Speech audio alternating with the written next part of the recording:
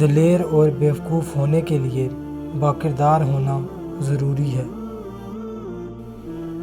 بھلائی کرتے رہیں بہتے پانی کی طرح، برائی خود ہی کنارے لگ جائے گی کچرے کی طرح۔ ہم اپنی غلطیوں سے زیادہ اپنی شرافت کی قیمت ادا کرتے ہیں۔ رشتے کمزور ہونے کی ایک بڑی وجہ یہ ہے کہ ہم رشتے نبھاتے کم اور آزماتے زیادہ ہیں۔ یا اللہ، نہ تم جیسا کوئی، نہ تمہارے سوا کوئی۔ یقیناً اگر تم شکر ادا کرو گے تو ضرور میں تمہیں زیادہ دوں گا۔ احسان جتلانے سے احسان نہ کرنا بہتر ہے۔ جن لوگوں کی زبانیں ہمیشہ دوسروں کے لیے دعا میں متحرک رہتی ہیں، اللہ کبھی بھی ان کی جولی خالی نہیں رکھتا۔ یا اللہ، ہمیں ہمیشہ اپنے حفظ و ایمان میں رکھ، صحت کاملہ اور رزق میں وسعت عطا فرما، آمین۔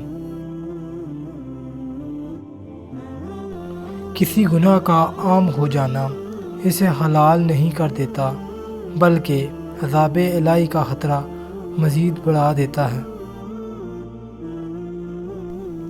جو انسان ہر بات میں دل کی اجازت لیتا ہے، وہ عموماً خیر سے محروم ہو جاتا ہے۔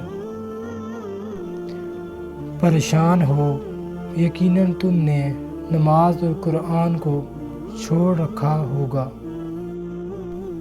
تپتے ہوئے صحرا میں ایک ٹھنڈی چھاں ہوتی ہے، تیری ہو یا میری ہو، ماں تو ماں ہوتی ہے۔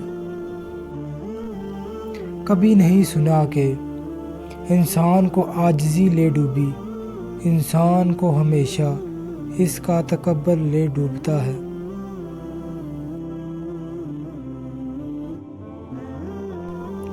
ہر لکھی ہوئی بات کو ہر پڑھنے والا نہیں سمجھ سکتا، کیونکہ لکھنے والا احساس لکھتا ہے اور پڑھنے والا الفاظ پڑھتا ہے۔ اگر کچھ لینے کی خواہش ہو تو بزرگوں کی دعائیں لو، اگر کچھ دینے کی خواہش ہو تو اللہ کی راہ میں دو۔ چہروں کی بدصورتی کوئی نقصان نہیں پہنچاتی، خطرناک وہ ہوتے ہیں جو اندر سے بدصورت ہوں۔ تکبر ایسے بے لگام گھوڑے کی سواری ہے جو آپ کو انتہائی ناپسندیدہ جگہ پر لا گراتا ہے۔ جانتے ہو بد نصیب شخص کون ہوتا ہے؟ جسے اپنے رب سے دعا مانگنے کا وقت نہ ملے۔ اپنے ہاتھوں کو قابو میں رکھو، عزت کے قابل ہو جاؤ گے۔ گفتگو کیجیے مگر احتیاط کے ساتھ، لوگ مر بھی جاتے ہیں الفاظ کے ساتھ۔ اچھا انسان مطلبی نہیں ہوتا، بس دور ہو جاتا ہے ان لوگوں سے جنہیں اس کی قدر نہیں ہوتی۔ لفظ سے بھی خراش بڑھتی ہے، تبصرہ سوچ کر کیجیے۔ جھوٹ سے بھی برا ہے آدھا سچ، اس سے بہتر ہے چپ رہا کیجیے۔ جو شخص خود اکتسابی کا معمول بنائے، اس کی غلطیاں کم ہو جائیں گی۔ کم بولیں، اچھا بولیں۔ اتنا مت بولو کہ لوگ خاموش ہونے کا انتظار کریں، بلکہ اتنا بول کر خاموش ہو جاؤ کہ لوگ کچھ اور سننے کا انتظار کریں۔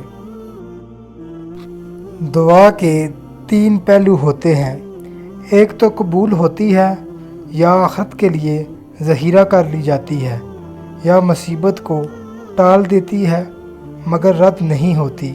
اللہ تعالی ہماری تمام مشکلات میں آسانی عطا فرمائے، آمین۔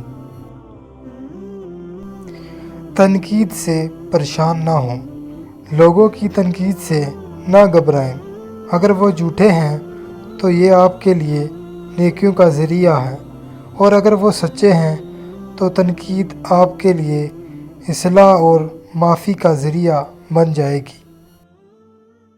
اور وہ مصیبت جو تمہیں اللہ تعالیٰ کے در پر لے آئے اس نعمت سے بہتر ہے جس میں تم اللہ تعالیٰ کے ذکر کو بھول ہی جاؤ۔ انسان جب اپنے حصے سے بانٹ دیتا ہے تو وہ رب اس میں برکت ڈال دیتا ہے، خواہ وہ رزق ہو، عزت، طاقت، وقت یا محبت، اس میں کمی نہیں آتی۔ نیک لوگوں کی صحبت سے ہمیشہ بھلائی ہی ملتی ہے، کیونکہ ہوا پھولوں سے گزرتی ہے تو وہ بھی خوشبودار ہو جاتی ہے۔ موت صرف نام سے ہی بدنام ہے، ورنہ تکلیف تو زندگی بھی بہت دیتی ہے، اور بیوی بھی صرف نام سے بدنام ہے، ورنہ تکلیف میں صرف وہی ساتھ دیتی ہے۔ معافی اور درگزر ایک پھول کی مانند ہے۔ جو لوگ معافی مانگنے سے محروم ہو جاتے ہیں وہ انسانوں کے درمیان رابطے اور تعلق کے پل کو توڑ دیتے ہیں۔ کچھ چیزیں بہت عرصہ بعد بھی پلٹ کر شرمندہ کرنے آتی ہیں، خاص طور پر کسی کو دیا ہوا دھوکہ یا کوئی بولا ہوا جھوٹ۔ غمگین نہ ہو، جو بھی تو کھو دیتا ہے اسے کسی نہ کسی اور نعمت کی صورت میں واپس پا لیتا ہے۔ غم کو بھی اسی طرح قبول کرو جس طرح خوشی کو کرتے ہو، دونوں ایک ہی مصنف کی لکھی ہوئی ہیں۔ اپنی زبان کو کسی کے عیبوں سے آلودہ نہ کرو، کیونکہ عیب تمہارے بھی ہیں اور زبان دوسرے لوگوں کی بھی ہے۔